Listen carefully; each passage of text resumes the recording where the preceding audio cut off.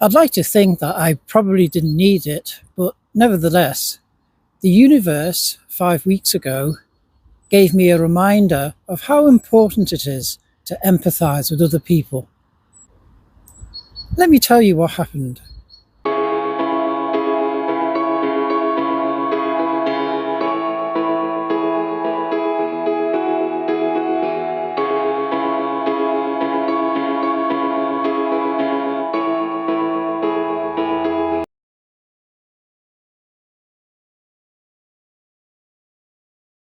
Today I visit the town of Kendal in the south of the Lake District.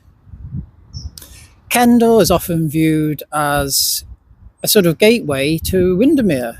So you come off the M6 when you're travelling north, go via Kendal, maybe top off your petrol, buy something for lunch, and proceed on to Windermere.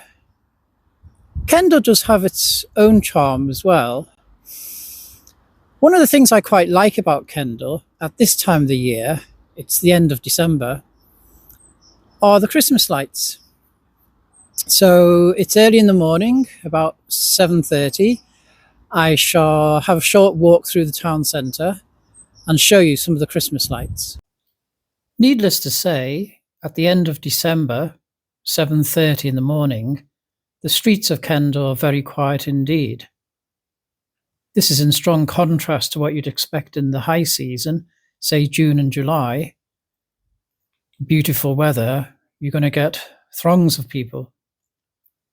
So I walk along this street, you can see the Christmas lights above me.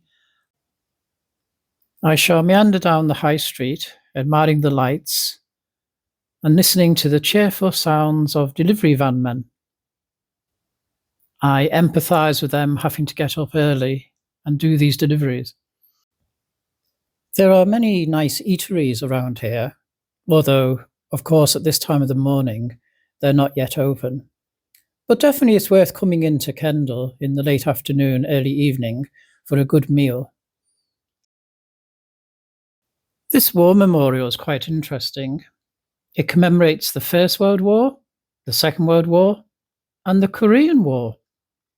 In respect of the First World War, there are 316 names on the memorial. In respect of the Second World War, 166 names. And in respect of the Korean War, there is one name. This war memorial, or cenotaph, is made of grey granite. In fact, grey is quite a common colour that you see in Kendal. A lot of the limestone, a lot of the stonework throughout Kendal is grey. This is quite a pretty Christmas tree, and so clever somebody to park here. So back to what I was saying in the introduction about an event the universe visited on me 5 weeks ago. So 5 weeks ago, it was quite icy, and as I was walking along, I slipped over and badly twisted my ankle. I twisted it very, very badly indeed, tore a lot of tissue. So to cut a long story short, for the better part of the past 5 weeks, I've hardly been able to walk. This is not to relate my ills or my misfortune, but simply what I noticed during the past several weeks is how having an experience like that helps to reinforce the need to be empathetic towards others. That you have suffered, you can better understand how other people suffer. Now, hopefully one doesn't have to suffer in order to appreciate other people's suffering. But nevertheless, it caused me to reflect quite a lot on this. So often when I do walk about, I see a lot of people, a lot of elderly people, maybe using a walking stick, maybe they don't have a walking stick, but you can see them walking very gingerly. So now I think, did they fall down and injure their ankle? Do they have gout? Is there some sort of other arthritis in play? And so when I'm waiting to maybe enter a building and the elderly person in front of me is walking quite slowly, mounting the steps, I'm just that extra reminded. Just be patient. I can hear the ringing of church bells nearby. What's very interesting as I walk towards this church is that there is a pub called the Ringo Bells. So isn't it great to have a church with a pub nearby and the association?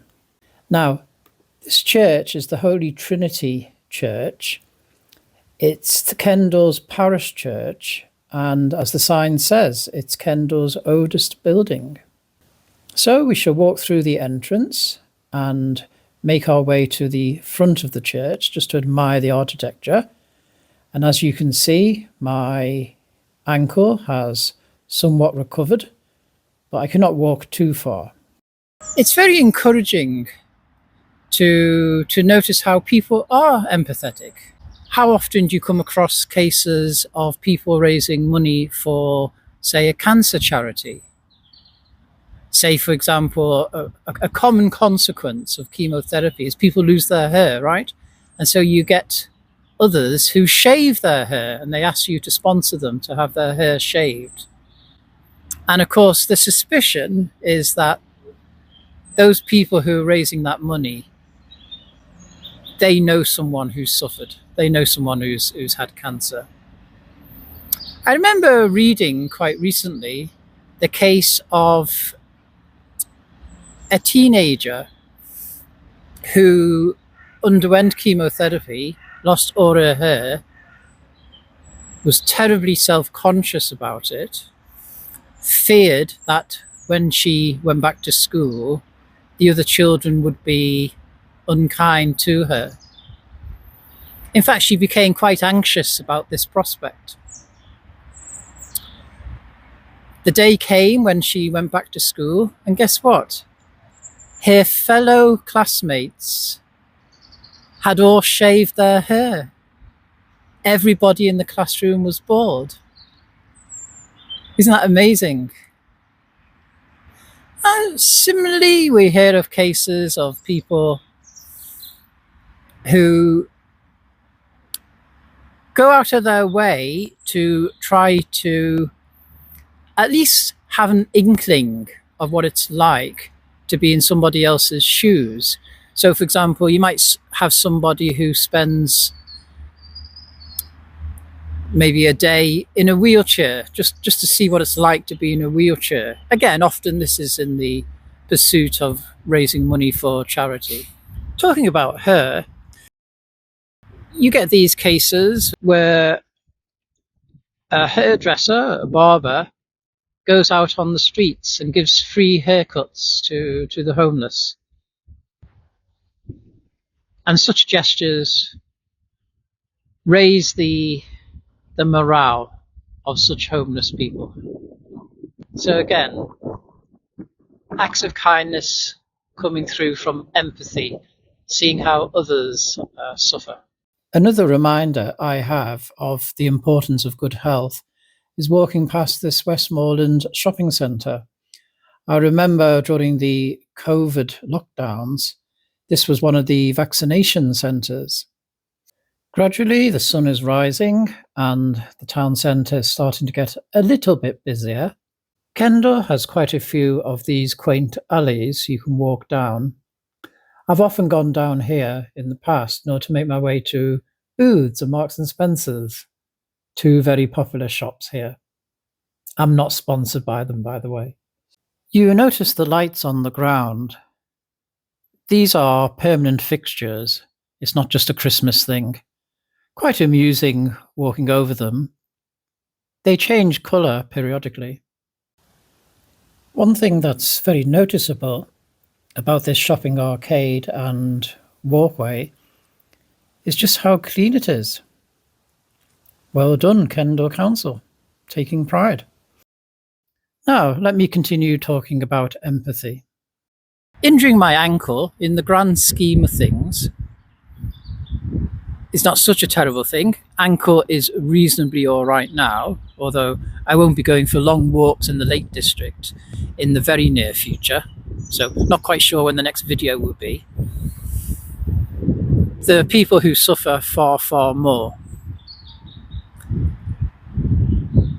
I do feel, though, that whatever somebody suffers, for them it can be quite consuming. It can be all-consuming. And so, again, this is another aspect of it, empathy. If you say to someone, oh, it's just a minor thing, don't worry about it. I mean, that may be objectively true, but subjectively, that person could be going through a lot of anguish. And so, again, we put ourselves in their shoes and we realize, actually, yes, for them, that's quite awful. I wouldn't recommend that people put themselves in my shoes. Remember, in my shoes, one tends to slip down on ice. However, there are some people who will go often to some quite extraordinary lengths to empathize with others.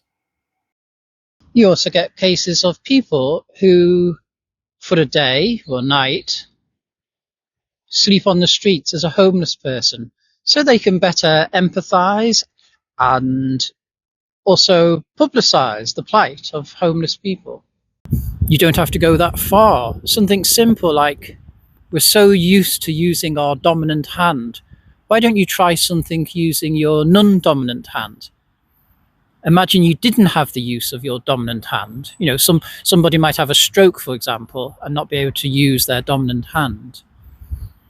Could you manage, or how well can you manage with your non-dominant hand? In the case of men, shaving, for example, sometimes I cut myself shaving just using my dominant hand, never mind my non-dominant hand, but trying to shave with my non-dominant hand would be particularly difficult. Even more dramatically, there are cases of people who lose the use of both hands and they have to learn to hold, for example, a razor with their feet. Can you possibly imagine that? We heard of cases of people who learn to hold a paintbrush in their mouth and produce wonderful paintings. Often these stories are newsworthy because of these tremendous achievements. We admire these people, but there is a danger that we might become somewhat complacent and think, oh, look how well they have coped. Also, empathy need not be based upon somebody suffering a physical or mental condition as such. It can simply be their station in life. Imagine somebody who, I don't know, is of an ethnic minority perhaps, or somebody who in some way doesn't conform to societal norms. How do they feel? How does society treat them? Could we empathize with being in their position? One issue I have talked about before is the case of loneliness in old age.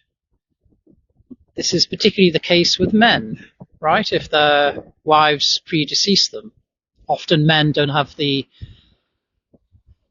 support network that usually women manage to establish in life. And so such men become lonely, don't eat so well, maybe don't take their medicine the way they should, and can deteriorate. So again, we can empathize. Loneliness is a terrible thing. And it affords an opportunity for us to be able to do some acts of kindness. So next time you cook a meal, maybe you cook too much, and you know that your elderly next door neighbour is a man, probably doesn't eat as well as he should. You've got some food left over, maybe knock on the door, pass him the food, saying, you know, we had extra, so would you like to have? So I wish everybody well for 2025. Let's make it a year especially of developing empathy for would-be superstar YouTubers who've injured their ankles. Bye for now.